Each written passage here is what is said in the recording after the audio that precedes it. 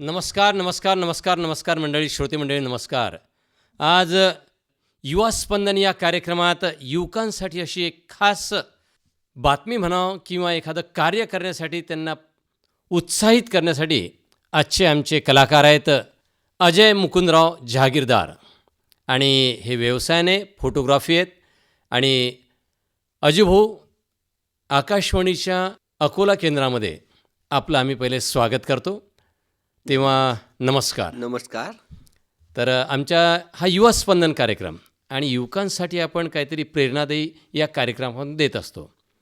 तर आज आम्ही आपल्याला आमंत्रित केलेलं आहेत. आपण व्यवसायाने फोटोग्राफी करतात, बरोबर आहे? यस. आणि त्या फोटोग्राफीबरोबरच आपले अजून काही व्यवसाय असतील, काही छंद असतील, काही आवड असतील, बरोबर आहे? याविषयी आज आपण गप्पा करूया. बिलकुल बिलकुल. तर फोटोग्राफी याविषयी आपण एका 2 मिनिटात पहिले टायटल म्हणून काय सांगणार? छायाचित्रकार, फोटोग्राफी याबद्दल मला लहानपणापासूनच एक कुतूहल होतं आणि या कुतूहलामुळे मी या गोष्टीकडे असं वळलो की माझे आजोबा देखील फोटोग्राफी करायचे.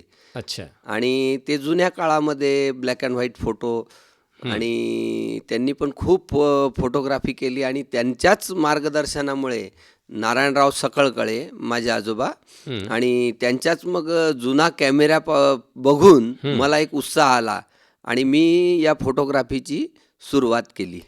अच्छा, म्हणजे फोटोग्राफीची सुरुवात केली तर तो काळ कोणता होता? म्हणजे कोणत्या सालची गोष्ट आहे ही?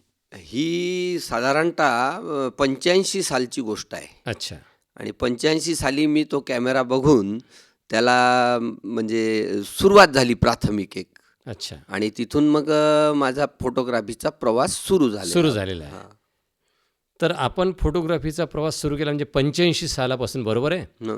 तर आजपर्यंत म्हणजे जवळपास 40 ते 42 वर्ष झाली आपण फोटोग्राफीचा व्यवसाय करतायत, बरोबर आहे? तर आपण ज्यावेळेस पहिला फोटो कोणाचा काढला होता? पहिला फोटो जेव्हा काढला तेव्हा माझे वडील जे सामाजिक वनीकरण विभागाला होते आणि त्या पिरियडला त्यांच्याकडे एक छोटा हॉटशॉटचा कॅमेरा पण आलेला होता. आणि तो कॅमेरा घेऊन त्यावेळेस त्यांनी सोलर शेगडीचा फोटो, एक सूर्यचुलीचा फोटो, तो काढायचा मला एक योग आला आणि त्यापासून मग मला एक प्रेरणा मिळाली. हां. आणि इथून आपल्या या फोटोग्राफीच्या करिअरला सुरुवात झाली, बरोबर आहे?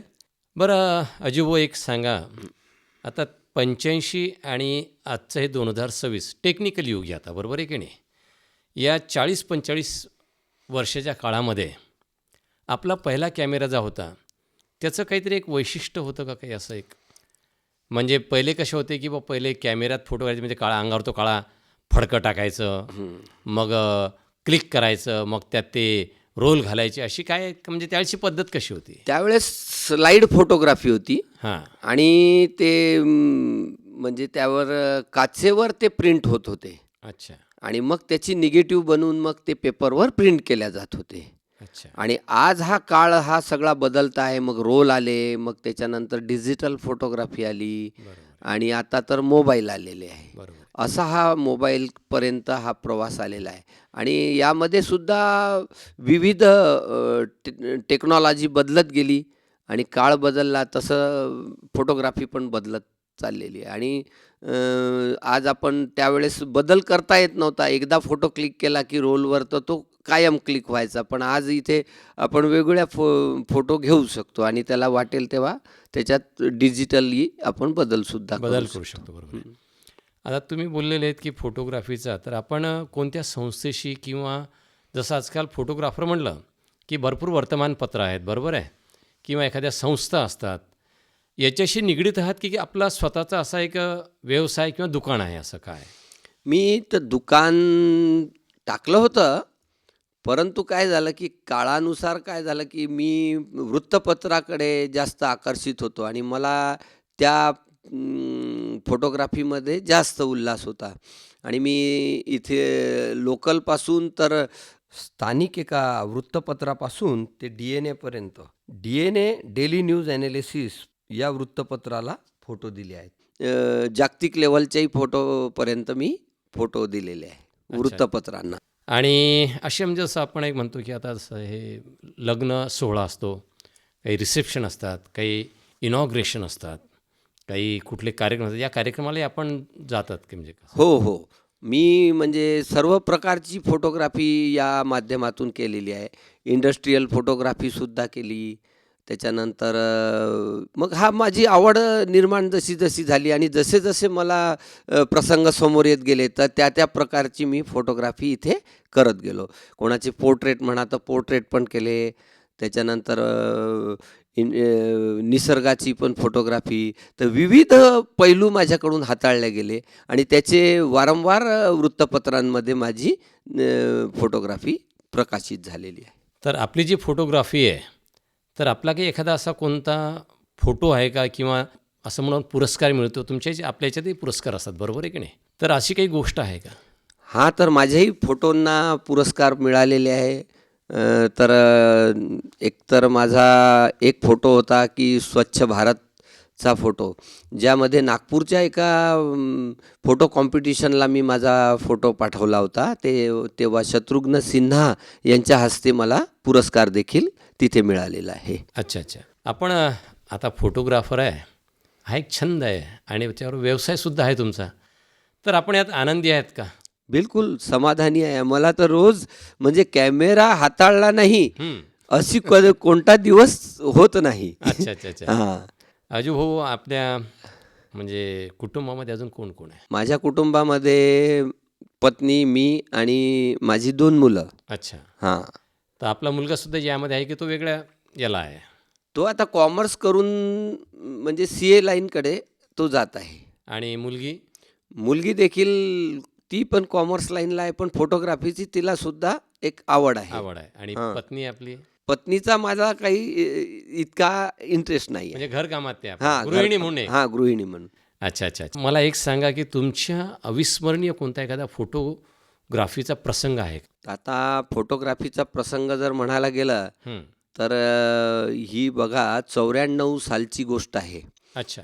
तर त्यावेळी काय झालं की माझे वडील जिल्हा माहिती अधिकारी, मग त्यांचा काहीतरी सुट्टीचा अर्ज देण्यासाठी मी आपल्या दुर्गा चौकामध्ये गेलो होतो आणि तिकडून जेव्हा घराकडे येत असताना काहीतरी ऑगस्ट महिन्यातलाच काळ होता तो आणि एकदम तर पुराचं पाणी वाढायला लागलं आणि मी पाहतो तर काय ते पाणी वाढत गेलं आणि माझ्या म्हणजे पहिले गुडघ्यापर्यंत, मग असं वाढत वाढत ते पाणी चाललं होतं. मी डाबकी रोड मार्गे छाती एवढ्या पाण्यामधून घरापर्यंत पोहोचलो आणि काय करावं, तर पहिले कॅमेरा घेतला मी हाती आणि आमच्या घराच्या जवळ पाण्याची टाकी म्हणून फेमसच आहे, तर त्या टाकीवर चढून मी शहरातले पाण्याचे फोटो जेव्हा काढले वाढत्या पुराचे, तर त्या फोटोला मला एकदम तो फोटो माझ्या आठवणीतला आहे. त्यावेळेस काही ड्रोन नव्हते, अच्छा. पण ड्रोन नसल्यामुळे मी वरून व्ह्यू घ्यायचा म्हणून पाण्याच्या टाकीला प्राधान्य देऊन तिथून मी फोटोग्राफी जी केली,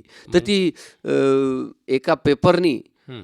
खूप मोठ्या प्रमाणात प्रसिद्धी दिली होती त्याला. कारण तो फोटो कोणाच जवळ नव्हता. ते मला शोधत आले 3 दिवसानंतर, अच्छा सुभाष गादिया म्हणून, अच्छा. आणि ते येऊन माझे फोटो मला घेऊन माझे ते पूर्ण भारतभर प्रसिद्ध झालेले आहे. अच्छा. त्यावेळेस हां. म्हणजे ड्रोनची काही व्यवस्था नसल्यावर तुम्ही पाण्याच्या टाकीवर चढले आणि तिथून ते विहंगम दृश्य घेतलं सर्व हां, पाण्याचं. अकोला शहराला पुराने असा वेढा घातला म्हणून तो फोटो माझा प्रसिद्ध प्रसिद्ध झाला. अजून एखादा प्रसंग फोटोग्राफीमधला? एक होता महिला क्रीडा दिवसाचा.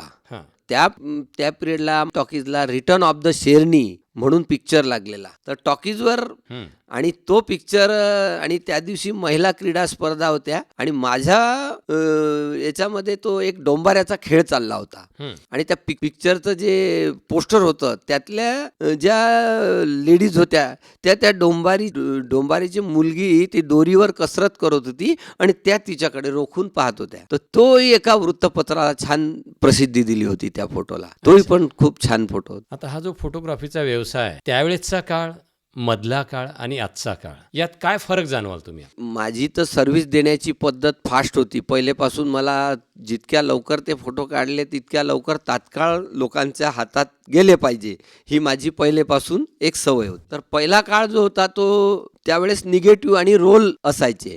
ताबडतोब फोटो काढल्याबरोबर जितक्या लवकर होईल तर मी लॅबवर जाऊन ते प्रोसेस करून घेऊन ताबडतोब समोरच्याच्या हातात ते फोटो देत होतो. आणि या सेवेमुळे माझं नाव सगळ्या शहरभर होतं आणि आजही आहे की तत्पर सेवेसाठी अजय जागीरदार हे आपल्याला सेवा देतात. आणि यामुळे मी बऱ्याच लोकांचे फोटो प्रवीण ढवणेपासून म्हणजे मोठमोठ्या कलावंतापासून तर सगळ्या कार्यक्रमाचे जेव्हा जेव्हा फोटो काढले ते आश्चर्यचकित झाले की माझी ही फोटोची सेवा पाहून.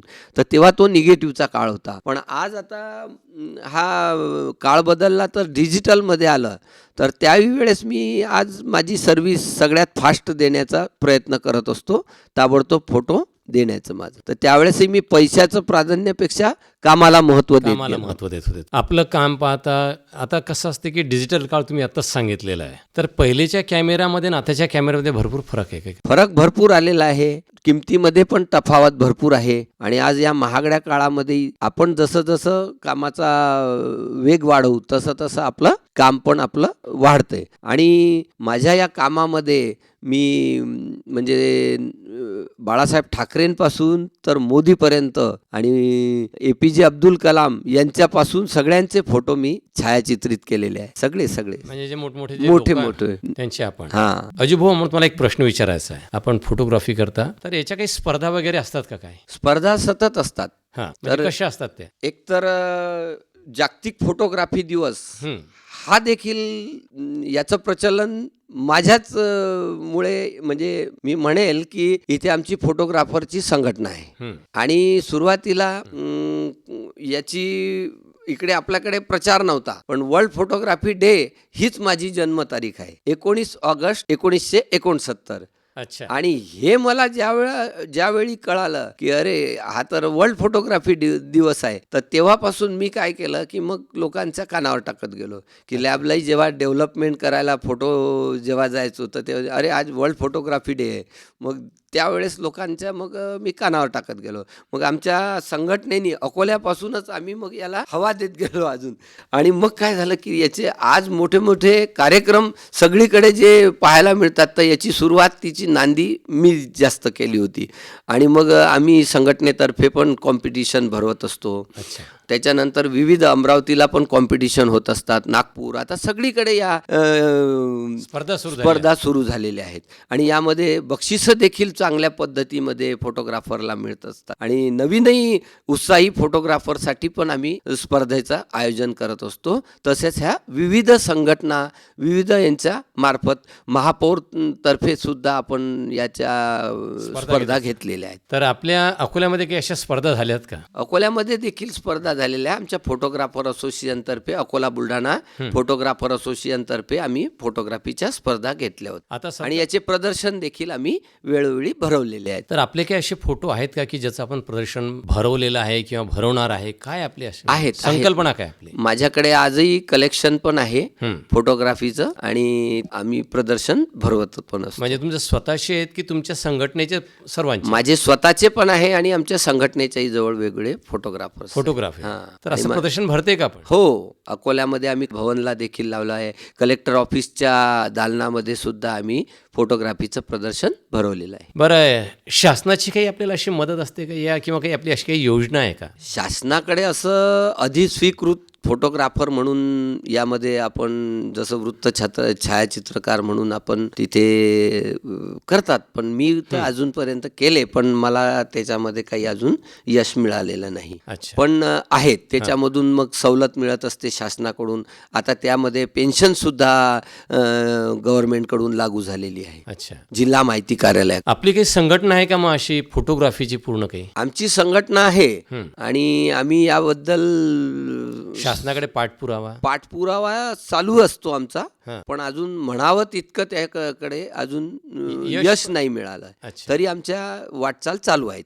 तर असे आपल्याला काही पुरस्कार प्राप्त झालेले आहेत का? म्हणजे मोठमोठाले काही असतं तुमच्या याच्यात, काही झाले का पुरस्कार? हा, मला तसे बक्षिसं मिळाले, पुरस्कार देखील आहे आणि मान सन्मान तर सतत चालूच असतात. अच्छा. तर वेळोवेळी जिथे जिथे आपण फोटोग्राफी करतो तर त्यांची तत्पर सेवेबद्दल मला वेळोवेळी वेळोवेळी पुरस्कार देखील मिळालेले आहेत. मिळालेले आहेत. तुम्हाला एक विचारायचं आहे मला, आपण हा फोटोग्राफीचा व्यवसाय करता, तर या डिजिटल युगामध्ये आणि पहिलेच्या युगामध्ये जसं आता मोबाईल आल्यामुळे थोडंसं फोटोग्राफीला क्रेज कमी मिळते, बरोबर आहे की नाही? कारण की जो तो आपापल्या मोबाईलमध्ये फोटो काढतो. बरोबर. तर याविषयी काय सांगा, म्हणजे आताच्या? तर काय आहे की कॅमेरा किती क्वालिटीचा आहे किंवा मोबाईल किती क्वालिटीचा आहे, पण यापेक्षा त्यामागे त्याची दृष्टी काय आहे आणि त्याला काय कंपोज करायचं आहे हे त्यावर डिपेंड करते. अच्छा आणि मग त्यातला दर्जा हा तसा ठरतो. अच्छा. आणि त्यामध्ये आज बघा की यामध्ये वेगळ्या पिक्सल्स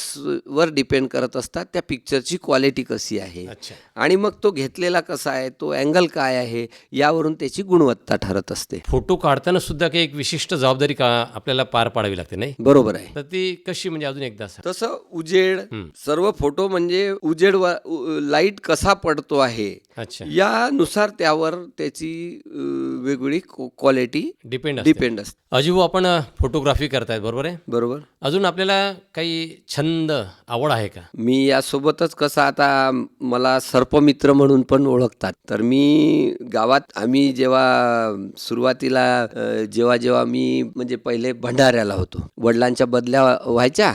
मग मी भंडारा डिस्ट्रिक्टला जेव्हा असताना तिथे काय साप आणि मासोळ्या हे तिकडे पकडणारे लोक नेहमी असायचे. मला निरीक्षणाची पहिलेपासून आवड.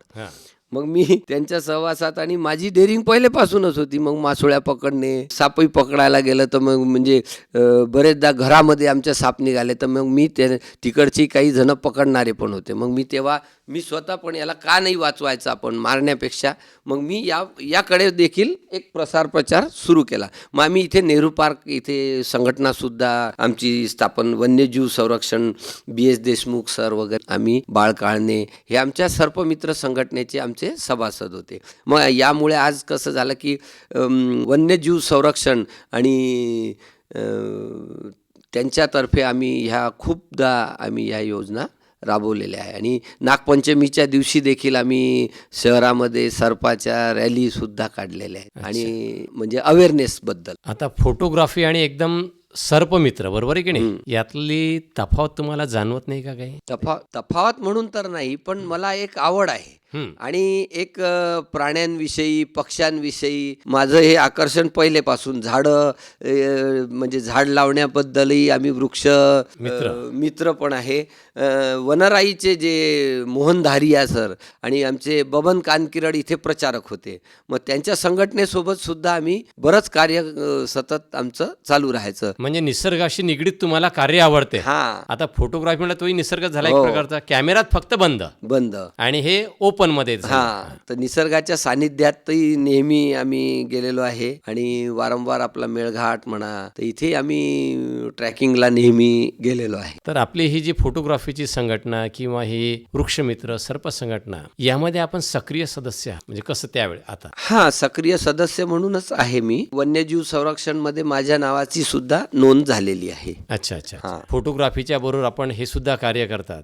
आणि यामध्ये एक मी सांगू इच्छितो की जे दरवेशी, त्यानंतर सर्प घेऊन जे गारोडी लोक यायचे, हेही बंद करण्यात आमचा सर्वात मोठा सहभाग आहे.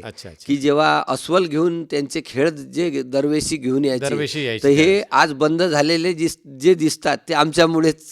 गारोडी आणि दरवेशी ज्या वेळेस यायचे तर त्यांना आम्ही रोखायचं काम बरेचदा केलेलं आहे. मग आपल्याला काही शासनाकडून मदत असते? नाही, मदतीची अपेक्षा तर मी कधी केलेली नाही, पण आपल्याकडून जे करता येते ते आपण निस्वार्थ भावनेने करत राहतो. आणि मला कुठे जेव्हा दिसते, असं आढळते, तर तेव्हा मी हे आवर्जून करायला जात असतो. माझ्यासोबतच प्रवीण देशमुख आहे, जे नयाखून मंडळची पोरं आहे, टीम आहे, हे सुद्धा माझ्यासोबत सातत्याने राहतात. आता आपण सांगितलं की 40-45 वर्षापासून हे कार्य करता आहात, तर यानंतरची पिढी कशी राहील फोटोग्राफरची? टेक्निकल जमाना. तर टेक्निकल नवीन गोष्टी शिकावा लागतील आणि ह्या शिकल्यावरच त्याला काळानुसार आता AI टेक्नॉलॉजी सुद्धा आलेली आहे. आणि जुनं जे आहे हे सोनच राहणार आहे, कारण त्याला पहिले तुम्हाला ते चित्र कसं काढलं हे महत्वाचं आहे. त्यानंतर त्याच्यातले बदल करता येतील ते केव्हा AI नी. पण त्याला प्रॉपर पिक्चर हा क्वालिटीचाच लागणार आहे. आता कसं पहिले रोल यायचे, आता मग काय चिप म्हणतो आपण त्याला. हां, तर आता हे डिजिटल फोटोग्राफी जी आलेली आहे ही यामध्ये मेमरी कार्ड असतं. त्या मेमरी कार्डवरच हे फोटो आपले काढलेले त्याच्यामध्ये रेकॉर्ड होत राहतात आणि तेच आपण त्यातून हे वापरल्या जातात. तर या डिजिटलमध्ये चॉईस आहे आणि आपण त्याला भरपूर स्टॉक आपल्याकडे जर असला तर सिलेक्शनला पण वावरत आहे. पण रोलमध्ये काय राहायचं की कमी क्लिकमध्येच ते काम करावं लागत होतं. आणि आज कसं झालं की आज जे लग्नामध्ये वगैरे जर बघितलं तर लग्नाचे म्हणजे हजार फोटोच्या संख्येत काढल्या जातात आणि आम्हाला जी सवय होती ती मग रोलच्यामुळे आम्हाला कमी फोटो काढायची सवय. मग आता त्यातून ते सिलेक्ट करून तुम्ही गिरायकाला देता. हां, सिलेक्शन करून मग तेथून आपण त्याचा एक डिजिटल अल्बम पण बनवत असतो. बरं, अजून आपण काय सांगाल मग आमच्या युवकांना? तर नोकरीच्या तर प्रयत्न केलेच पाहिजे, पण त्यासोबत जर आपल्या हाताशी जर एक व्यवसायाची कास असली तर ती वाईट नाही. छंदातून तुम्ही आपला आनंद मिळवू शकता आणि यातून व्यवसायाकडे सुद्धा आपण कल घेऊ शकता. आणि माझी सुरुवात देखील अशीच झाली आणि जेव्हा मी फोटो काढायला सुरुवात केली होती त्या पिरियडला मग माझा जो कॅमेरा पाहून, पहिले आमच्या भागात मोबाईल वगैरेचा जमाना तर नव्हता, पण त्यावेळेस छोटा कॅमेरा जेव्हा घेऊन मी फोटो काढायला दिसायचो तर लोक म्हणायचे की माझा फोटो काढून द्या. तर मी मग तिथून माझी सुरुवात झाली की द्या पैसे, मी फोटो काढून देतो. आणि अशा याच्यात माझी ही सुरुवात झाली होती. तर यामधून एक आज मी नवीन युवकांना देखील हा संदेशच देईल की आपल्याजवळचा जो काही असेल मोबाईल, कॅमेरा, यातून आपल्या व्यवसायाची एक आपण सुरुवात देखील करून आपण समृद्ध भारत, स्वतःचा सक्षम भारत करण्यासाठी आपण एक देखील आत्मनिर्भर भारत बनवण्यासाठी आपण एक हातभार लावू शकता. आणि यातून खूप संधी आहे की जिथे आपण पैसे पण देखील आपण अर्निंग करू शकता. आणि यामध्ये आज आपल्याला जागोजागी उपलब्धता आहे की जिथे व्यवसायाची संधी आहे. निसर्गाच्या चित्रापासून तर तुम्ही आज वेळोवेळी वाढदिवस असेल, वेगवेगळ्या वेळेस आपण हे फोटोला क्रिएटिव्ह वर्क करून आपण एक अर्थार्जन पण चांगल्या पद्धतीत करू शकतो. आणि मोदीजी म्हणतातच की आत्मनिर्भर आणि सक्षम भारत हा बनवण्याकडे आपण वाटचाल करू शकतात. छानसा आपण आपल्या युवकांना एक संदेश दिला. आणि आज आपल्या आवडीचं कोणतं गीत ऐकणार? मला अरुण दाते यांच्या या जन्मावर या जगण्यावर शतदा प्रेम करावे हे गीत ऐकायचं आहे. छानसे गीत अरुण दाते यांच्या. आणि अरुण दाते यांची देखील मी फोटोग्राफी केली होती आणि त्यावेळी एका वृत्तपत्राने रात्री 2 वाजेपर्यंत कार्यक्रम सुरू होता आणि दुसऱ्या दिवशी माझे ते फोटो सकाळी पेपरला देखील प्रसिद्ध झाले होते. त्यावेळेचा आनंद काही वेगळा होता. हा, तो आनंद पण मला एक वेगवेगळ्या कलावंतांचे फोटो देखील मी ऐकूया. तुमच्या आवडीचं हे गीत. आणि अजय जागीरदार, आपण आमच्या या स्टुडिओत आले आणि आमच्या युवकांना मार्गदर्शन केलं त्याबद्दल आम्ही आपले आभार मानतो. धन्यवाद. धन्यवाद. नमस्कार.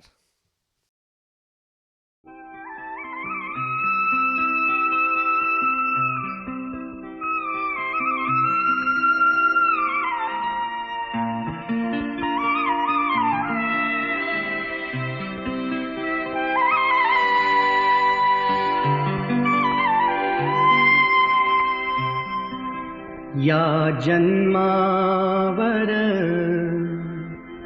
या जगण्यावर शतदा प्रेम करावे. या जन्मावर या जगण्यावर शतदा प्रेम करावे. शतदा प्रेम करावे. या जन्मावर या जगण्यावर शतदा प्रेम करावे. या जन्मावर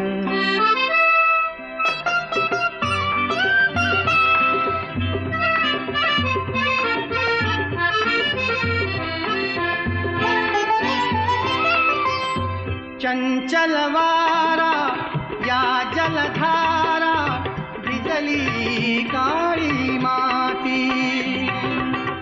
चंचल वारा या जलधारा भिजली काळी माती.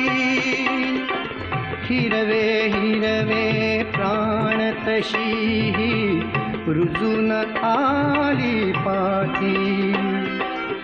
फुलेला जरी बघून कुणाचे, फुलेला जरी बघून कुणाचे, हळवे ओठ स्मरावे. या जन्मावर या जगण्यावर शतदा प्रेम करावे. या जन्मावर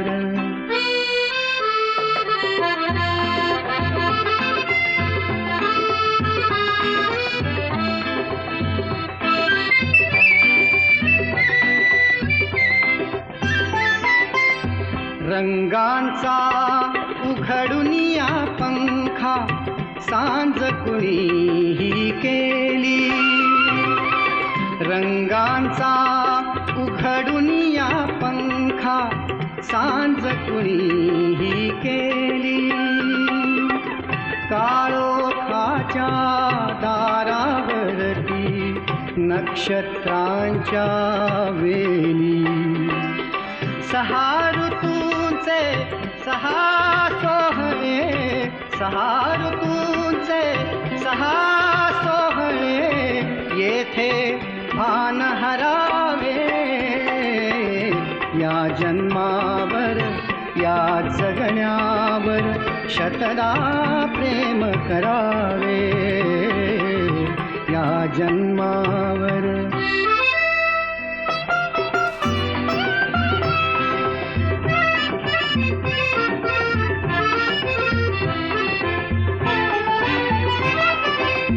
बाळाच्या चिमण्या ओठातून, बाळाच्या चिमण्या ओठातून हाक बोबडी येते.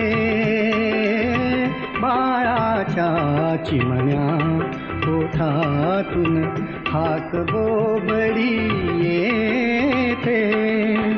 वेलीवरती प्रेम प्रियेचे जन्म फुलानी घेते.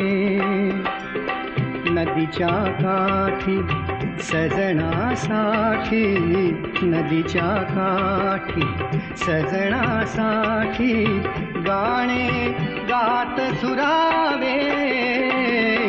या जन्मावर या जगण्यावर शतदा प्रेम करावे. या जन्मावर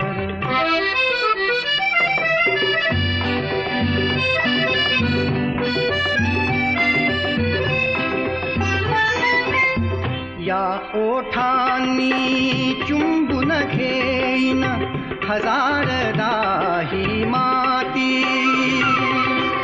या ओठांनी चुंबून घेईन हजारदा ही माती. अनंत मरणे झेलून घ्यावी, अनंत मरणे झेलून घ्यावी इथल्या जगण्यासाठी. इथल्या पिंपळ पानावरती, इथल्या पिंपळ पानावरती अवघे विश्व तरावे. या जन्मावर या जगण्यावर शतदा प्रेम करावे. शतदा प्रेम करावे. या जन्मावर या जगण्यावर शतदा प्रेम करावे.